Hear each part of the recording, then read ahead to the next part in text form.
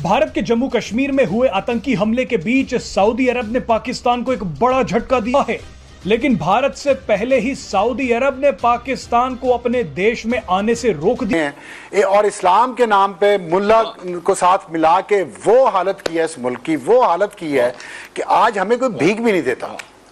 क्या करें हम? सर ये तो पता लग गया हमारी औकात क्या है, हमें लीड करने वाले कौन है, फिर यहाँ से आगे क्या, हम इसी को पीटते हम जिंदा कौम हैं। ठीक है, मुर्दे उठ के पगड़े डालते हैं, हम जिंदा कौम हैं। दूध खालिस नहीं मिलता जिस मुल्क में। चलने के लिए डीजल के भी पैसे हमारे पास मौजूद नहीं हैं। ऐसे मौके पे हम भारत के साथ दोस्ती का हाथ बढ़ा रहे हैं।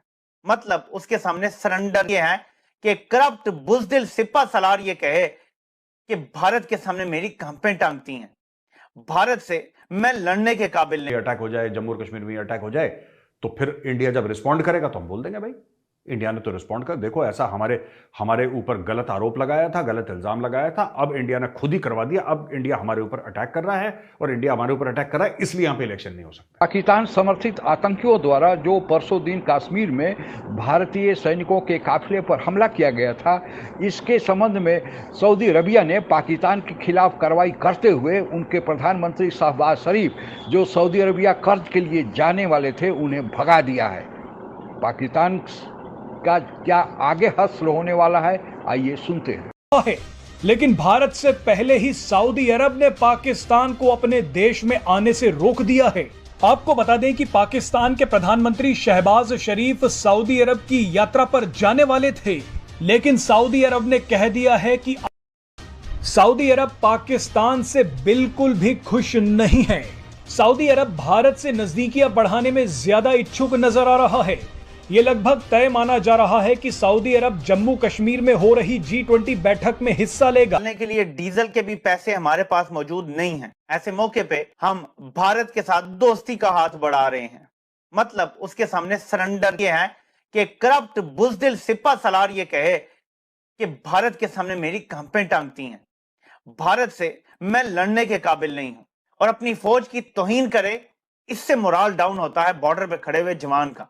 करप्ट बुज़दिल जर्नैलों की जो हम तनकीद करते हैं ना, बॉर्डर पे खड़े जवान का, उससे मोराल डाउन नहीं होता बल्कि अप होता है कि अवाम सच बोल रही है, सच के साथ खड़ी है। उनका मोराल डाउन होता है जब आप कहते हैं कि हमारे टैंकों को जंग लगा हुआ है, हमारे मिसाइलों को डालने के लिए फ्यूल नहीं है, टैंकों के लिए डीजल नहीं है, भारत से हम लड़ नहीं सकते। और फिर उनका मोराल सबसे ज्यादा तब डाउन होता है जब आप लाइन ऑफ कंट्रोल पे खड़े जवान को बताते हैं कि हमने कश्मीर का सौदा कर दिया है। वो वहां जज्बा शहादत से जाता है, वो वहां भारत की गोली अपने सीने पे रोकने के लिए जाता है, और आप उसे बताते हैं अब तुम यहां सिर्फ पिकनिक मनाने आए हो क्योंकि हमने भारत से कश्मीर का सौदा कर दिया है, अब वहां से कोई गोली नहीं आएगी और तुम्हारा शौके शहादत भी पूरा नहीं। वहां पे ढूंढा जा रहा है किन लोगों ने करा, 7 हैं जो कह रहे हैं जैश ए मोहम्मद के, उनको ढूंढा जा रहा है। और बात सिर्फ ये नहीं है, बात सिर्फ जैश ए मोहम्मद तक नहीं है, बात सिर्फ वो 7 आतंकवादियों तक नहीं है, इनके पूरे स्लीपर सेल, इनके पूरे लोग जिन्होंने ग्राउंड पे इनकी मदद करी है। एक बात ध्यान रखिएगा, ये मैंने आपको कल परसों बोला था, आज फिर रिपीट कर रहा हूं, बिना अंदर की मदद के कोई काम नहीं हो सकता। एक बार नहीं लाख बार कह चुका हूं, किले के दरवाजे अंदर से खुलते हैं। ये आप भूलना मत कभी, किले के दरवाजे हर वक्त अंदर से खुलते हैं दोस्तों। जब तक आपके पास मीर जाफर और जयचंद नहीं होगा, आपके घर के दरवाजे नहीं खुल सकते। अगर आप एक हो जाओगे ना, आपके दरवाजे कभी नहीं खुल सकते। एक गद्दारों की टोली है जो ये सब करवाती है अंदर, इस चीज को कभी मत भूलना।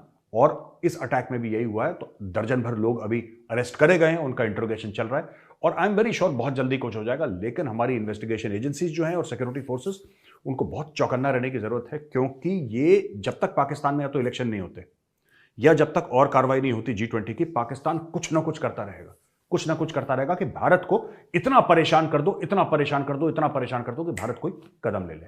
और जब कदम ले लेगा बोलो यार चुनाव तो हो ही नहीं सकते, देखो इंडिया ने अटैक कर दिया।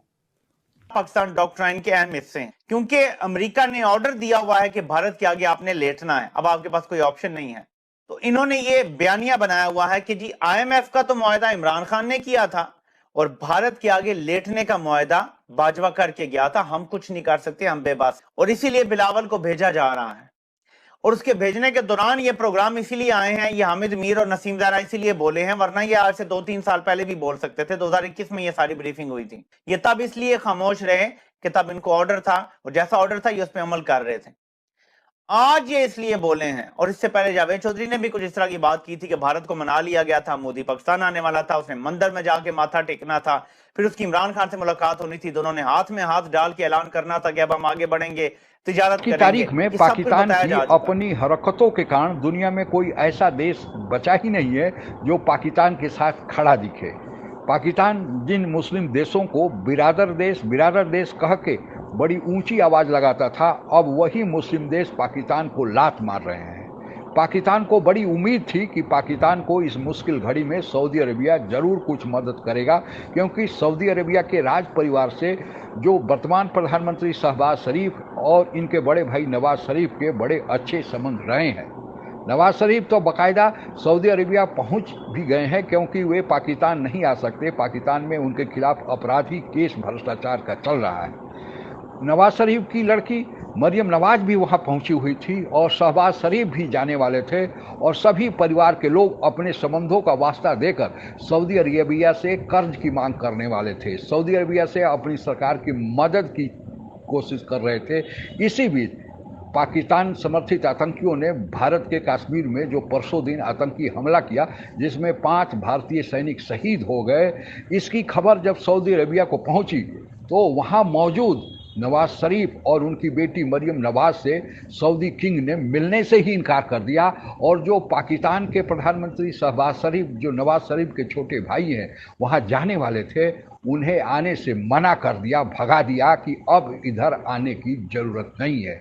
भारत के साथ सारे मुस्लिम देश खड़े दिखते हैं, चाहे वो सऊदी अरेबिया हो, यूएई हो, कतर हो, ओमान हो या कोई अन्य देश हो। पाकिस्तान के साथ एक तुर्की खड़ा दिखता था जम्मू कश्मीर के मसले पर। तुर्की आवाज़ पाकिस्तान के साथ मिलाकर गाते था सुर में, लेकिन भारत ने तुर्की की भी मदद की, लेकिन तुर्की एहसान फरामोश निकला।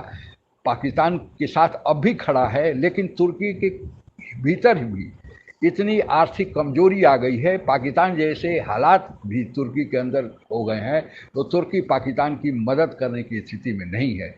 पाकिस्तान का इससे भी बुरा हाल होने वाला है, क्योंकि पाकिस्तान आतंकियों के बल पर भारत से युद्ध जीतना चाहता था। हालांकि पाकिस्तान के जो सेना प्रमुख जनरल बाजवा थे, उन्होंने पाकिस्तानी जो सियासत के जो वहाँ के शीर्ष राजनीतिक नेतृत्व है, उन्हें यह बता दिया था कि पाकिस्तान की हालत इतनी खस्ता हो गई है कि भारत का एक भी हमला वे बर्दाश्त नहीं कर सकते। लेकिन पाकिस्तान भड़के मारने से कभी पीछे नहीं हटता। धीरे धीरे पाकिस्तान को अब यह एहसास होने लगा है कि पाकिस्तान ज़्यादा दिन तक अब इस हालात में टिक नहीं पाएगा, क्योंकि अर्थ ही सारी गतिविधियों का मूलाधार होता है। और जब पाकिस्तान को न अपने यहाँ कुछ प्रोडक्शन होता है, न अपने यहाँ कुछ आमदनी होता है, और दूसरे देश कर्ज भी देने के लिए तैयार नहीं, तो पाकिस्तान बस अब चंद दिनों का मेहमान है, अंतिम सांसें ले रहा है। और यह कोई दूसरा नहीं, पाकिस्तान अपनी हरकतों के कारण ही एक दिन इस जो दुनिया के नक्शे से समाप्त हो जाएगा। आज के लिए बस इतना ही। जय हिंद। और ऐसे ही तमाम जानकारियों के लिए हमारे वीडियो को लाइक करें, सब्सक्राइब करें और बेल आइकन को दबाना ना भूलें।